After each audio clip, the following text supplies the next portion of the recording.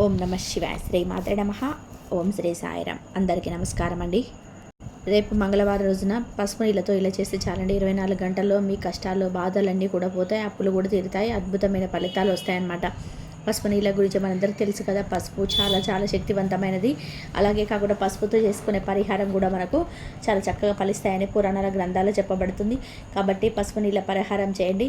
ఆర్థికంగా కూడా మీకు బాగా కలిసి వస్తుందండి. ఎలాంటి ఇబ్బందులు కూడా ఉండవు. లక్ష్మీదేవి అనుగ్రహం కలుగుతుంది, సకల సంపదలు చేకూరుతాయన్నమాట. పసుపు నీళ్ళతో పరిహారం చేయడం వల్ల 24 గంటల్లోనే ఫలితాన్ని మనం చూడగలుగుతాము. అసలు ఈ పరిహారాన్ని ఎలా చేయగలుగుతారో చూస్తే వీడియోకి ఒక లైక్ ఇచ్చి మన ఛానల్ని కొత్తగా చూసినట్లయితే సబ్స్క్రైబ్ చేసుకోండి. ఇంకా తర్వాత ఏంటంటే మన మంగళవారం పూట ఇలా పసుపు నీళ్ళ పరిహారం చేసుకుంటే చాలా మంచిదన్నమాట. ఎందుకంటే పసుపు నీళ్ళ పరిహారం అన్ని విధాలుగా కూడా బాగా ఉపయోగపడుతుందండి. పసుపు మన ఇంట్లోనే ఉంటుంది కాబట్టి తీసేసుకొని ఈజీగా పరిహారం చేసుకోవచ్చు.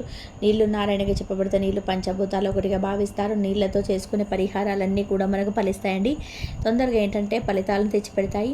కాబట్టి మీరు ఏంటంటే పరిపూర్ణ నమ్మకంతో ఆచరించండి. ఇందులో మనం ఒక 2 పరిహారాలు చెప్పుకుందాము. 2 కూడా ఏంటంటే ఒకటి కష్టాన్ని తీసేస్తే, ఇంకొకటి ఏంటంటే మనం అప్పు తీర్చడానికి ఉపయోగపడుతుంది అనమాట. ఈ పరిహారం అత్యంత శక్తివంతమైనదని చెప్పొచ్చు. అలానే కాకుండా ఈ పరిహారం పసుపు నీళ్ళ పరిహారం మంగళవారం అలానే కాకుండా శనివారాలలో చేసుకుంటే అధికమైన ఫలితం రావడం మనం అధికంగా చూడగలుగుతాం అనమాట. పసుపు మంగళకరమైనది, శుభకరమైన శుభాలను సూచిస్తుంది, అశుభాలను దూరం చేస్తుంది, అద్భుతమైన ఫలితాలను తెచ్చిపెడుతుందన్నమాట. పసుపు వల్ల మనకు చాలా వరకు కూడా ప్రయోజనాలు కలుగుతాయి. పసుపు యాంటీబయాటిక్గా కూడా మనకు భావిస్తారు. పసుపు ఏంటంటే దేవతలకు ఇష్టము. అలాగే పసుపు ఏంటంటే మనము కాళ్ళకు రాసుకుంటాము. అలాగే కాకుండా శరీరానికి పట్టించి స్నానం చేస్తాము, గుమ్మలకు పసుపు రాస్తాము, ఇదంతా కూడా చేస్తాం కదా. పసుపు చాలా అంటే మంచి పదార్థంగా పరిగణించబడుతుంది. మన శుభకార్యాల్లో కూడా పసుపు లేనిది ఏ శుభకార్యం చేయం కదండి. కాబట్టి పసుపు చాలా ప్రాధాన్యత ఇవ్వబడుతుంది అంటే పసుపు నీళ్ళైతే ఇంకా 24 గంటల్లోనే కష్టాన్ని తీరుస్తాయండి. ఎలాంటి కష్టం ఉన్నా సరే 24 గంటల్లో ఆ కష్టం అనేది తొలగిపోతుంది అనమాట. అందుకే మంగళవారం కొన్ని నియమాలను ఖచ్చితంగా అనుసరించాలండి. ముఖ్యంగా ఏంటంటే పసుపు నీళ్ళ పరిహారం చేసే కంటే కూడా మంగళవారం ఎట్టి పరిస్థితుల్లో కూడా మనం అప్పు తీసుకోకూడదు. అప్పు తీసుకుంటే మన జీవితంలో అప్పు అనేది పెరుగుతుంది. మంగళవారం అంటే ఎర్రకంది పప్పు ఉంటుంది, దానికి టమాటాలకు కూడా తినొద్దు. మంగళవారం దూర ప్రయాణాలు చేయకూడదు. మంగళవారం ఏంటంటే అప్పును ఇవ్వాలి కానీ తీసుకోకూడదు అనమాట. మంగళవారం రోజు చేతుకుంటే ఎవరికైనా డబ్బు ఇస్తే మనకు లైఫ్లో ఇచ్చేంత స్టేజ్కి ఎదుగుతాం, కానీ తీసుకునేంతలోనే మనం పడిపోతాం అనమాట. అందుకే మంగళవారం రోజు ఇలా ఆచరించండి. ఇంకా చెప్పి పసుపు నీళ్ళ పరిహారం చేసుకుంటే మానవ జీవితం మన కష్టాలు సర్వసాధారణంగా ఉంటాయి కాబట్టి ప్రతి ఒక్కరికి వస్తూనే ఉంటాయి కాబట్టి ఇబ్బంది పెడుతూనే ఉంటాయి. కష్టాలు అధికంగా ఉన్నప్పుడు మనం చాలా బాధపడతామండి. ఏం చేయాలో అర్థం కాదు. కష్టాలు వస్తున్నాయి, ఎందుకు వస్తున్నాయో తెలియదు. ఈ కష్టాలు పోవాలంటే ఏం చేయాలన్నట్టుగా మనము ఇంకా ఆలోచించుకుంటూ పోతాం కదా. అలాంటి కష్టాలు పోవాలంటే మంగళవారం రోజున సమయం సందర్భం అంటూ ఏం లేదు. వంటి స్నానం చేసుకొని పరిహారం చేసుకోండి. మీరు దీపం పెట్టినా పెట్టకపోయినా పర్వాలేదండి. ఈజీగా ఏంటంటే మంగళవారం అండి ఈజీగా చేసుకునే పరిహారం అనమాట. అందుకే గాజును మాత్రమే వాడలే. గాజు కూడా ఏంటంటే కొంచెం చెప్పాలంటే చెడు తీసేసుకునే శక్తి ఉంటుంది. గాజు కూడా ఏంటంటే మనకు అన్ని విధాలు కూడా బాగా ఉపయోగపడేలాగా చేస్తుంది అనమాట. అందుకే గాజు గ్లాస్ తప్పకుండా తీసుకోండి. మీ దగ్గర ఒకవేళ గాజు గ్లాస్ లేదనుకోండి, మీరు స్టీల్ గ్లాస్తో చేస్తే పరిహితం అయితే రాదు. కాబట్టి శాస్త్రాలు ఏంటంటే గాజు గ్లాస్ తీసేసుకొని పరిహారం చేసుకుంటే కష్టం ఎటువంటిదైనా సరే అదేంటంటే చేసే పరిహారం మన పడవసలపై మన కష్టానికి తగ్గట్టు ఫలితం అయితే లభిస్తుంది. ఫలితం అనేది ఏంటంటే భగవంతుడు చూపించాడు, దారి చూపిస్తాడు, కానీ నేర్చుకోవడం వల్ల కష్టం పోతుంది అనమాట. ఆ కష్టం నుంచి మనం బయటపడడానికి అవకాశాలు ఉంటాయి. కాబట్టి మీరు మీ కష్టాల నుంచి బయటపడాలన్నా అనేక కాకుండా విపరీతమైన కష్టాల నుంచి కావచ్చు, సమస్యలు కావచ్చు, వాటి నుంచి మీరు బయటకు రావాలంటే ఖచ్చితంగా మీకైతే పరిహారం చేసుకోండి. అలాగే మన ఇంట్లో ఉండే పసుపు వాడుకోవాలి. దీనికోసం మనం ప్రత్యేకించి ఏ పసుపు తెచ్చుకోకండి. ఇంకా తర్వాత ఏంటంటే ఇంకోటి గుర్తుపెట్టుకోండి, పరిహారం ఏంటంటే సమయం సందర్భం ఏం లేదు కాబట్టి ఎప్పుడైనా ఆచరించవచ్చు అనమాట. గాజు గ్లాస్ తీసుకొని మీరు ఏంటంటే ముందుగా అందులో నీళ్ళు పోయండి. నిండుగా నీళ్ళు పోయకూడదు. నిండుగా నీళ్ళు పోస్తే మనం పరిహారం చేసుకునేటప్పుడు అది కింద ఒరిగిపోతుంటాయి కాబట్టి చేసిందంతా వృధా అయిపోతుంది అనమాట. కాబట్టి నీళ్ళను నిండుగా తీసుకోకండి. ఏదైనా కష్టం ఉంటే అది పోవాలి, ఆ కష్టం పోవాలని చెప్పేసి మనకు అలాగే పట్టి పీడిస్తుంది అని చెప్పి ఆ కష్టమే మమ్మల్ని ఇబ్బంది పెడుతుంది అన్నట్టుగా బాధపడతారు. కొంతమంది ఏంటంటే ధనానికి సంబంధించిన కష్టాలు వస్తాయి. కొంతమందికి ఏంటంటే ఆర్థిక పరిస్థితులు సరిగ్గా లేక వాడి ద్వారా కష్టాలు వస్తాయి. నష్టాలను కష్టాలను ఎదుర్కొంటుంటారు కదా, అలాంటి వాటి నుంచి బయటపడాలంటే రేపు మంగళవారం పూట ఈ పరిహారం చాలా చక్కగా ఉపయోగపడుతుంది. అందుకే గాజు గ్లాస్ తీసుకొని అందులో కొంచెం నీళ్లు తీసుకొని పసుపు పోయండి. ముందుగా అర స్పూన్ అంత పసుపు పోయండి. ఆ పసుపు ఏంటంటే నీళ్ళు పసుపుగా ఉండాలండి. అలా పోసిన తర్వాత అందులో ఒక స్పూన్ ఆవాలు, ఒక 2 స్పూన్ ఏంటంటే ఇలా కల్లుప్పు పోసేయండి. ఆ తర్వాత చిటికెడు కుంకుమ వేయండి. వేసిన తర్వాత చేతిలో పట్టుకొని మీకు ఏ కష్టం వస్తుంది, ఏ కష్టం ద్వారా మీరు సఫర్ అవుతున్నారో ఆ కష్టం ద్వారా మీరు నీళ్ళకి చెప్పండి. ఇలా ఇసుకంతం లాక్కుంటాయి. పసుపు కూడా చాలా శక్తివంతమైంది కాబట్టి తొందరగా ఏంటంటే చెడుని తీసేసుకుంటుంది. చెడు అనేది మన దగ్గర రాకుండా చేస్తుంది. అలానే కాకుండా మన కష్టం అనేది తీర్చేలాగా చేయడానికి ఈ నీళ్ళు, అలాగే రాళ్ళ ఉప్పు, ఆవాలు, కుంకుమ ఇదంతా కూడా మనకు ఉపయోగపడుతుంది అనమాట. చేతిలో పట్టుకొని మన సంకల్పం చెప్పుకుంటే ఏమవుతుందంటే కనుక వెంటనే కష్టానికి తగ్గట్టుగా ప్రతిఫలం అనేది లభిస్తుంది. ఆ కష్టం ఏంటంటే తొలగిపోయినట్టు అనిపిస్తుంది. ఆ కష్టం నుంచి మనకు వచ్చే కొంచెం బాధ ఉంటుంది కదా, అదంతా కూడా మన నుంచి దూరం అయిపోయినట్టుగా మనకు అనిపిస్తుంది అనమాట. అందుకే మంగళవారం పూట ఏంటంటే చేయండి. ఎవరైనా చేసుకోవచ్చండి, స్త్రీలు కావచ్చు, పురుషులు కావచ్చు, ఎవరైనా చేసినా కానీ ఫలితాలు వస్తాయి అన్నమాట. ఆ ఫలితాలను మన కళ్ళతో చూడాలని చెప్పుకోదగ్గ విషయం కాబట్టి మంగళవారం పూట చేయండి. ఎటువంటి కష్టం ఉన్నా సరే దాన్ని తొలగించుకోండి. ఇటు పిల్లల పరంగా కావచ్చు, భర్త పరంగా కావచ్చు, ఇంట్లో సమస్యల పరంగా కావచ్చు, అనారోగ్య సమస్యల పరంగా ఏంటంటే పసుపు నీళ్ళ పరిహారం అనేది చాలా చాలా శ్రేయస్కరం అండి.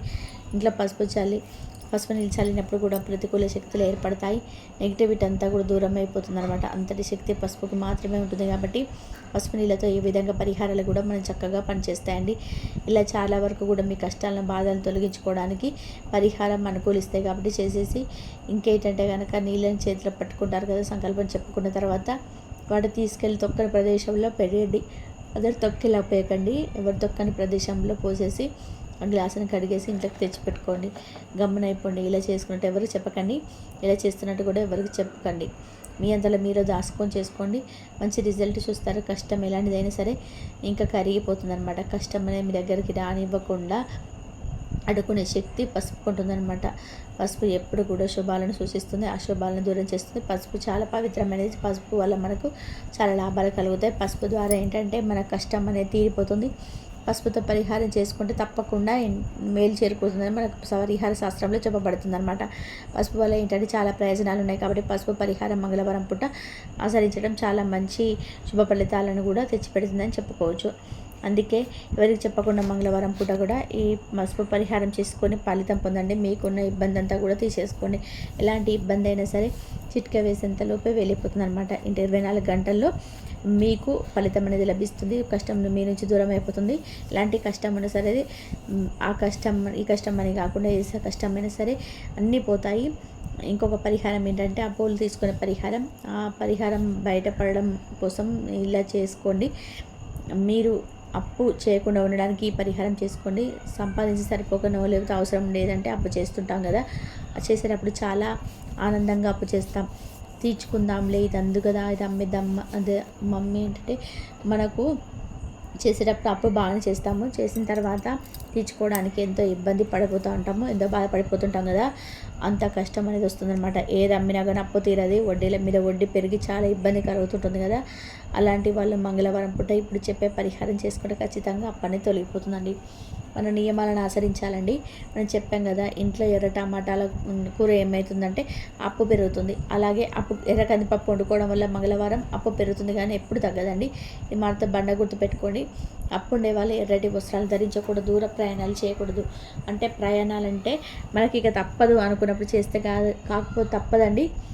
ప్రయాణాలు అయితే చేయకండి. ఎవరి చేతి నుండి కూడా అప్పు తీసుకోకండి. కొంతమంది ఏంటంటే వీటి ద్వారా ఏం జరుగుతుందని చెప్పి అప్పు తీసుకుంటారు, అలా తీసుకోకండి. ఇంకా అనంతరం వచ్చేసి మీరేంటంటే ముఖ్యంగా పరిహారం కోసం ఎర్రపప్పు వాడుకోవచ్చు కానీ ఎర్రపప్పును మాత్రం వండకూడదు, తినకూడదు. అనంతరం వచ్చేసి ఒక స్పూన్ అంత ఎర్రపప్పు తీసుకోండి, ఒక స్పూన్ అంత పసుపు తీసుకోండి. పసుపు, ఎర్రకప్పు రెండు మనం అప్పు తీసుకోవడం చక్కగా ఉపయోగపడే పరిహారం అండి. ఇది బెస్ట్ రిజల్ట్ తెచ్చిపెడుతుంది అనమాట. ఇది చాలామంది కూడా చేసేసి ఫలితాలు పొందిన పరిహారమే. కానీ ఇదేంటంటే మనం చెప్పాలంటే నమ్మకంతో చేయాలండి. నమ్మకంతో చేస్తే ఒక వారం చేస్తే ఎంతో కొంత ఫలితం వచ్చిందనుకోండి, రెండో వారం చేయండి. మంగళవారం చేసుకునే పరిహారం అనమాట. మంగళవారం పూట ఏంటంటే ఈ విధంగా ఈ పరిహారం చేసుకొని మీకున్న అప్పంతా తొలగించుకోండి.